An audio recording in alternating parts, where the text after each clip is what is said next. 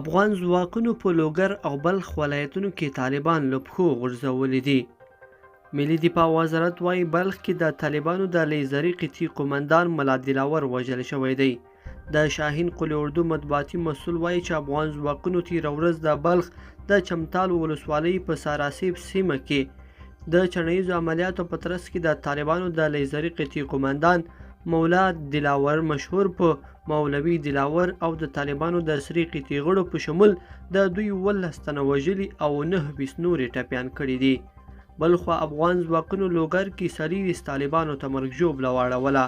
افغان ځواکونو نن ورځ د لوګر ولایت مرکز اړوند جمعه کلا کلي کې عملیات ترسره کړي چې په پایله کې 9 طالبان وژلي او 15 نورې ټپیان کړي دي.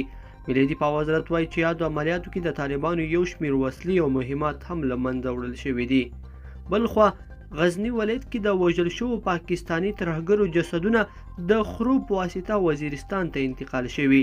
غزني کې د افغان ځواکونو له لوري د وژل شوو پاکستاني ترهګرو جسدونه د خرو په واسطه وزیرستان ته انتقال شوي. د سیمې یو شمېر اوسیدونکو صحیحون نیوز ته ویلي چې طالبانو په غزني ولایت کې د پاکستاني ترهګرو د مړو انتقال لپاره له دوی څخه خره کرایه کړي دي او خپل مړي یې پرې شمالي وزیرستان ته اړولي دي. بلخوا افغان ځواکونو تېره ورځ د زابل په شاجوی ولسوالۍ کې د عملیاتو په پایله کې 15 طالبان وژلي او 3 نورې ټپیان کړي دي. دغه راز افغان ځواکونو په یادو عملیاتو کې د دوی یو شمېر وسلې او مهمات هم له منځه وړي. لیدونکو په دې هیله چې دا مطلب به مو تر پایه راسره لیدلی وي. که مو دغه ویډیو خوښه شوې ویډیو لایک کړئ، د سره او چینل سبسکرایب کړئ. تر بیا ښه وخت.